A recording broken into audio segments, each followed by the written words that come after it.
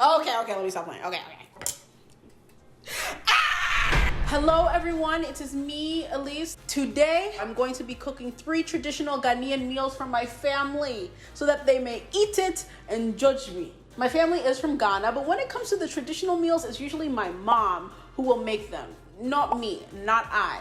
But today, we are reversing roles. She is the daughter, I am the mother. Just kidding, but I am going to make these 3 meals, breakfast, lunch, and dinner. I'm gonna take this challenge on today and we're gonna see what my family has to say. Let's do it.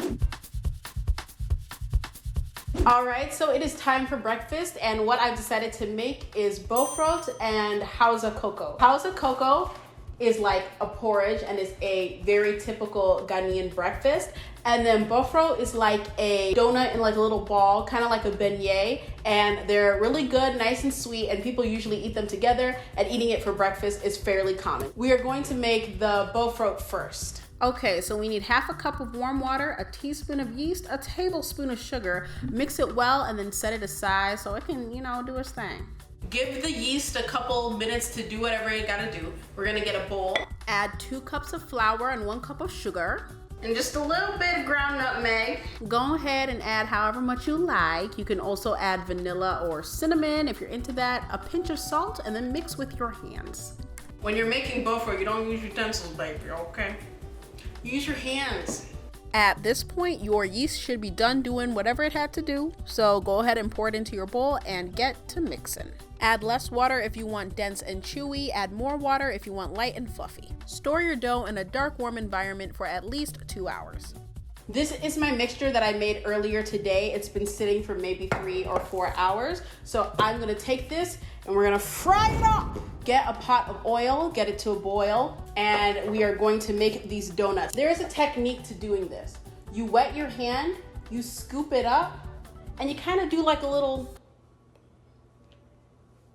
and then you go like this, and it squeezes out into a ball and boils in your hot oil. So you scoop it. Boy, maybe it's because of the angle that I'm in. This is clearly not for me. Get it. Oh! Definitely burned myself. No! Okay, that one was a little better. We'll see how this goes. As it's frying, you can use like a wooden stick. This is a chopstick to kind of just flip them and make sure that they cook evenly on both sides. After about 7,000 tries, I finally got it to work. And you know what?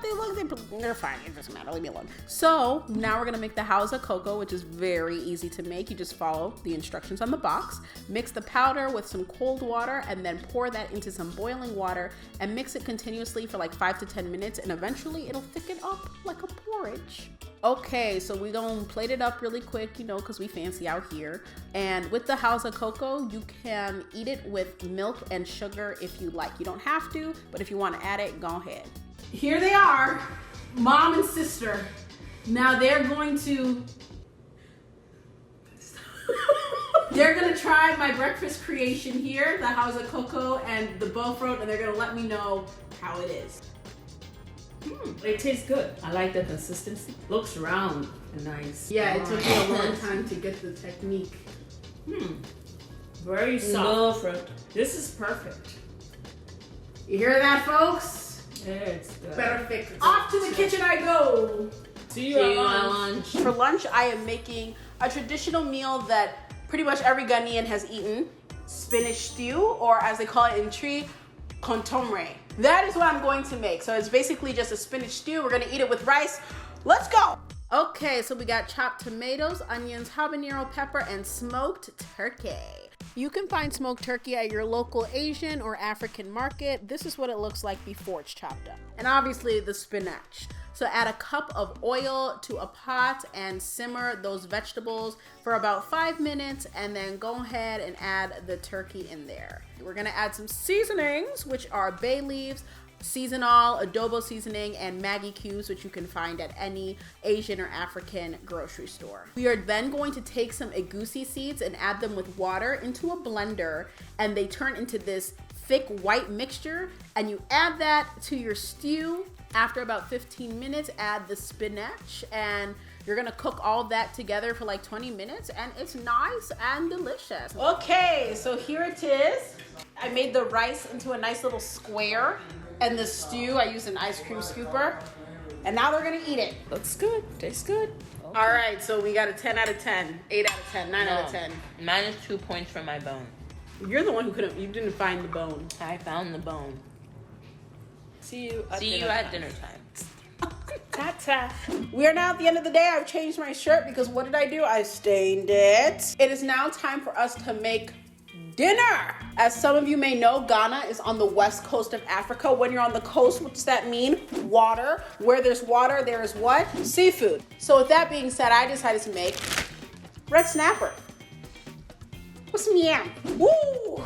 The smell wafted directly into my nostrils. Let's just go. My mom told me I need to cut the head off the fish. I don't want to cut the head off the fish. Ah! Oh. The deed is done. I'm just gonna cut off the fins because I don't think you eat this part. Ouch! Ah! That hurt. So this is what the inside of the fish is looking like, and now I'm going to make this tomato paste that my mom usually makes with fish. It just has onions, habanero, garlic, ginger, and tomatoes all ground up together.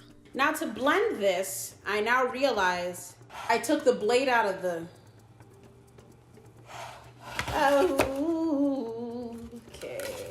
So once I figured out how to use the food processor properly, I seasoned the fish with some salt and some black pepper, and then I put the ground up mixture inside and make sure to rub it on the skin. You know, everything gotta be nice and seasoned and tasty. Then I cut up some orange and yellow bell peppers and onions and stuffed that inside the fish, and then gave it a little bit of olive oil.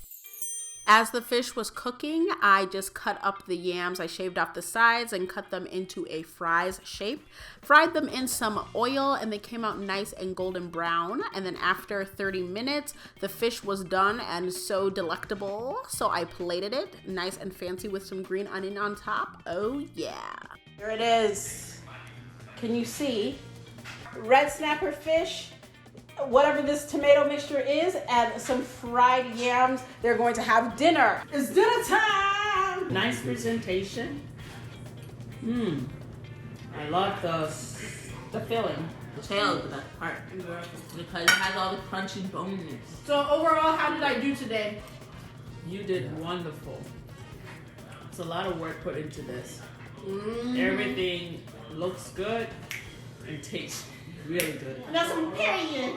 Period. Goodbye, everybody. Bye. Well, that's it. Making the 3 meals today was kind of difficult because, you know, it's hard to cook 3 traditional meals all into one day. My feet hurt and I'm tired and I'm going to bed, but it was still fun and I'm glad that my family was able to enjoy what I made for them. I will see you guys in the next video.